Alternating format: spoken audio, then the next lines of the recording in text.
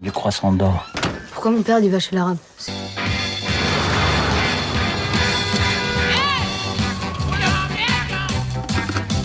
Je m'en fous, c'est un arabe.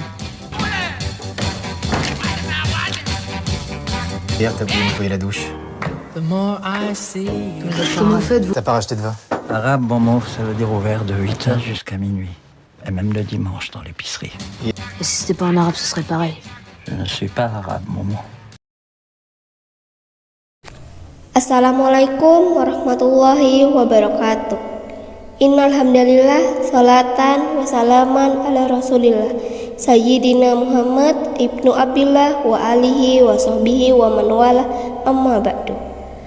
Para pemirsa yang berbahagia, mudah-mudahan Anda sehat walafiat, banyak rezeki, terkabul semua hajatnya.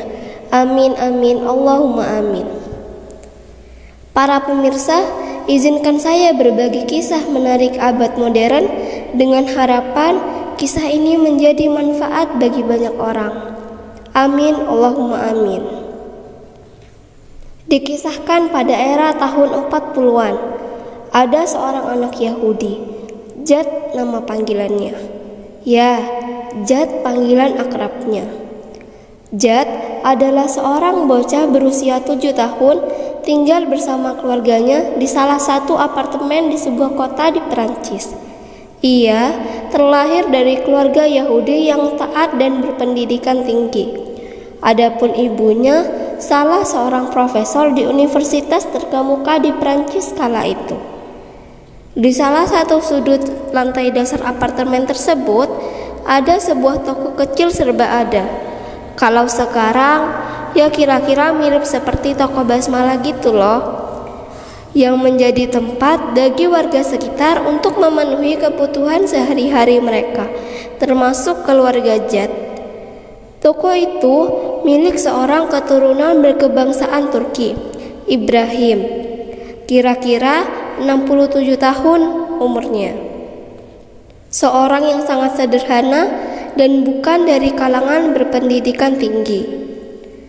Jad kecil hampir setiap hari berbelanja di toko ini. Bila berbelanja, dia selalu tanpa sepengetahuan Ibrahim. Setidaknya begitu persangkaannya. Diam-diam dia mengambil sebuah permen coklat. Sampai suatu hari dia lupa mengambil atau mencuri coklat tersebut. Ketika melangkah meninggalkan toko, Ibrahim memanggilnya dan berkata, "Nak, kamu lupa sesuatu, nak." Jad kecil memeriksa belanjaannya, tetapi tidak menemukan sesuatu yang terlupakan. "Bukan itu yang saya maksud," kata Ibrahim. Ini sambil memegang coklat yang biasa diambil Jad. Tentu saja Jad kaget dan ketakutan. Takut bila Ibrahim menyampaikan hal tersebut ke orang tuanya. Dia begitu panik, bengong, dan pucat. "Tidak apa-apa, nak.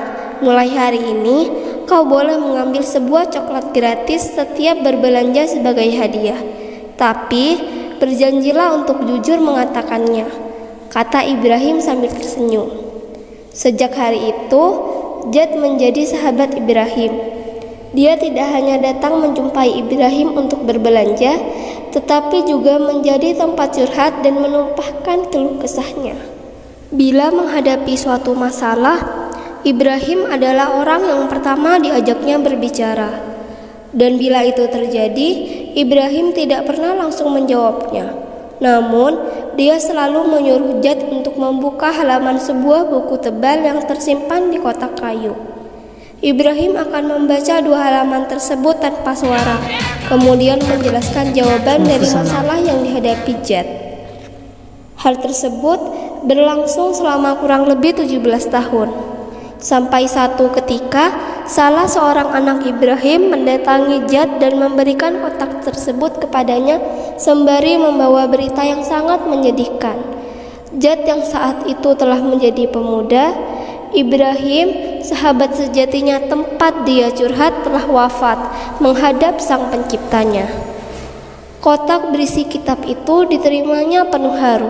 Jad memperlakukannya dengan takzim sebagai representasi Ibrahim.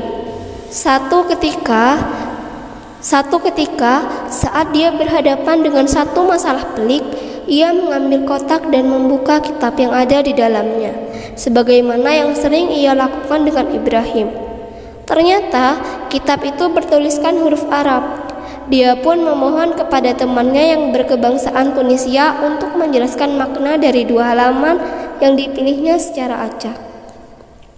Sang teman ini pun kemudian membacakan makna tulisan itu.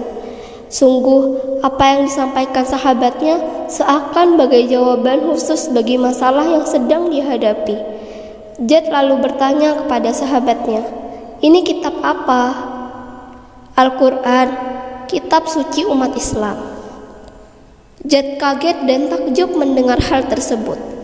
Dia langsung bertanya bagaimana syarat untuk menjadi seorang muslim. Dijawab oleh si Tunisia, "Mudah, syahadat dan berusaha menjalankan syariat." Hari itu juga Jad masuk Islam dan mengubah namanya menjadi Jadullah Al-Qurani. Dia berjanji untuk mempelajari Al-Quran dengan sebaik-baiknya dan semampunya. Tentu saja, keluarganya yang beragama Yahudi, terutama ibunya yang profesor, sulit menerima hal tersebut dan berusaha untuk mengembalikan Jad kepada keyakinannya semula. Ibunya berjuang keras dengan berbagai cara, bahkan mengajak teman-teman dari kalangan intelektual Yahudi untuk memberi pengertian pada Jad. Ini berlangsung selama 30 tahun, tetapi tidak berhasil. Semua orang-orang pintar di sekitar Jad ternyata tak mampu mengalahkan pengaruh Ibrahim yang bersahaja. Jadullah pun berkata, "Saya menjadi muslim di tangan seorang laki-laki yang justru tidak pernah berbicara tentang agama. Dia tidak pernah berkata, 'Kamu Yahudi, kamu kafir, belajarlah agama, jadilah muslim.' Tidak, tapi ia menyentuh saya dengan akhlak, sebaik-baiknya perilaku, memperkenalkan saya kepada sebaik-baik kitab, yaitu Al-Quran." Jadullah mempelajari Al-Quran serta memahami isinya. Kemudian dia berdakwah di Eropa hingga berhasil mengislamkan 6.000 Yahudi dan Nasrani. Suatu hari, Jadullah membuka lembaran-lembaran Al-Quran hadiah dari Ibrahim itu. Tiba-tiba, ia mendapati sebuah lembaran bergambarkan peta dunia. Pada saat matanya tertuju pada gambar benua Afrika, nampak di atasnya tertera tanda tangan Ibrahim dan di bawah tanda tangan itu bertuliskan ayat, "Serulah manusia kepada jalan Tuhanmu dengan hikmah dan pelajaran yang baik." Quran Surat An-Nahl ayat 125.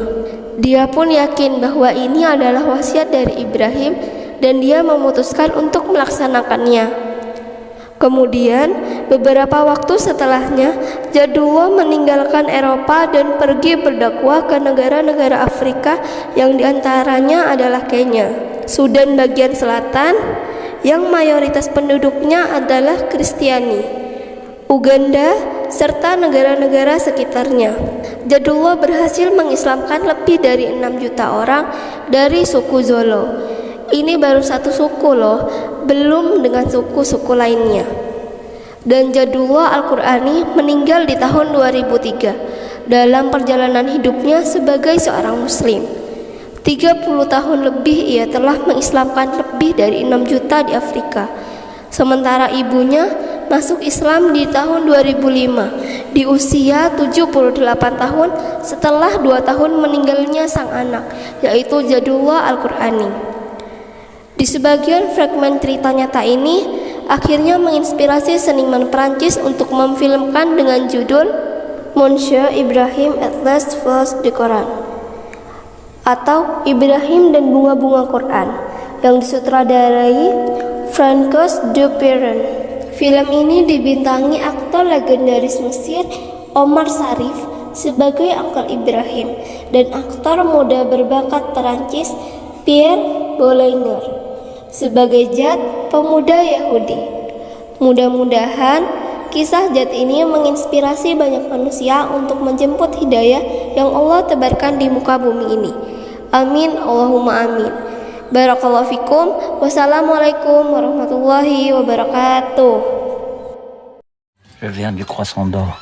Pourquoi mon père il va chez l'arabe?